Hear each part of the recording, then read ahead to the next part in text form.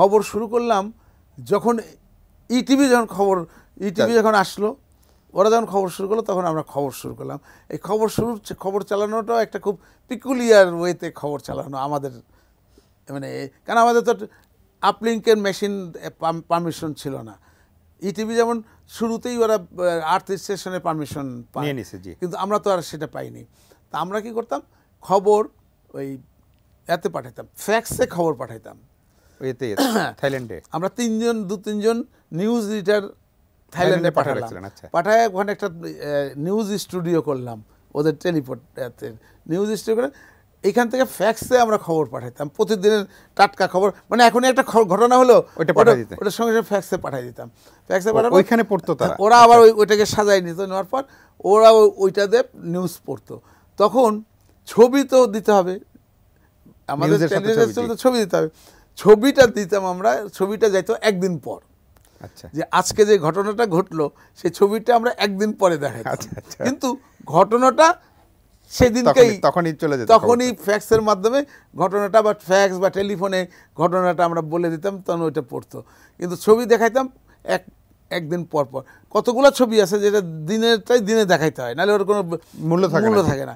তো এরকম তখন তো সম্ভব হতো না, কারণ আমাকে তো তখন এই ছবি পাঠাইতে হলে ক্যাসেট পাঠাইতে হচ্ছে, এবং ক্যাসেট যা পোষায় 24 ঘন্টার মধ্যে ক্যাসেট এই পোষায়। তো তখন আমাদের সঙ্গে আমাদের তখন ডিএইচএল বা কুরিয়ার সার্ভিস যেগুলি ছিল, এরা আমাদের খুব ভালো সার্ভিস। এদের সঙ্গে এই চুক্তি ছিল যে প্রতিদিন পৌঁছাইতে হবে, মানে যেভাবেই হোক, যে দিক দিয়েই হোক, মানে তাদেরকে প্রতিদিন একটা ঘুরে, যদি লন্ডন থেকেও ঘুরে আনতে হয় সেভাবে দিনে ওদের পাঠাতে হবে, এরকম চুক্তি ছিল তাদের সঙ্গে। তো এই চুক্তি অনুযায়ী আমরা প্রতিদিনের ক্যাসেটটা প্রতিদিন আমাদের 4-5টা ক্যাসেট, ওই বিটা ক্যাসেট বড় বড় সেই ক্যাসেট প্রতিদিন যেত থাইল্যান্ডে। এইভাবে আমাদের শুরুতে যাত্রা সংগ্রামটা। এবং এই যাত্রাটা এত সহজ ছিল না।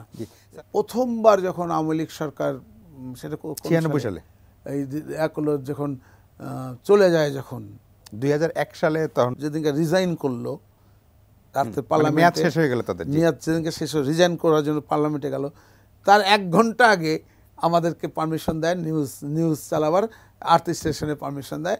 যেটা আপনাদের থাইল্যান্ডে পাঠাতে হতো সেটা বাংলাদেশে করতে বলেন, সেই নিউজ করার, সেটা বাংলাদেশে আমরা এই পারমিশনটা পাই এই আওয়ামী লীগ সরকারের যাওয়ার। তার কয়েকদিন আগে, বোধহয় দিন 15 আগে চ্যানেল আই পাইছিল। আচ্ছা, আর্থ স্টেশন। তো চ্যানেল পাওয়ার পরে আমরা তখন মিনিস্টারকে বললাম যে আমরা প্রথম চ্যানেল, আমাদেরকে না দিয়ে কেন, আমাদের না দিয়ে আপনি আমাদের সেকেন্ড একে দিলেন, তা আমাদের কেন দিবেন না? তো ধরার পরে তখন উনি আমাদেরকে রিজাইন করতে গেছে, যাওয়ার আগে উনি আমাদের চিঠিটা সাইন করে রিজাইন করতে গেছে। বর্তমান প্রধানমন্ত্রী আমাদের এই ট্রেনের উপরে উনি খুব খুশি ছিলেন, বস্তুনিষ্ঠ সংবাদের কারণে। উনি 2010 সালে, মানে 2009 সালে উনি আবার ক্ষমতায় আসলেন। তখন 2009 উনি ক্ষমতায় আসলেন। 2010-এর 7ই জুন উনি আমাদেরকে এই আমরা 7ই জুন তো আমরা একদম সম্প্রচারে গেলাম, অনুমতি তার আগেই উনি এই ঘটনাটা হলো যে উনাকে আমি কথা দিছিলাম যে আপনাদের যে উন্নয়নমূলক কর্মকাণ্ড যেগুলো আছে আমরা আমাদের, তো এটাতে উনি সন্তুষ্ট হলেন। হওয়ার পরে মানে উপহার, এক ধরনের জবরদস্তি উপহার দেয় না যে ভাই এটা আপনাকে নিতেই হবে, এক ধরনের উপহার মাননীয় প্রধানমন্ত্রীর। খুবই আনন্দের খবর।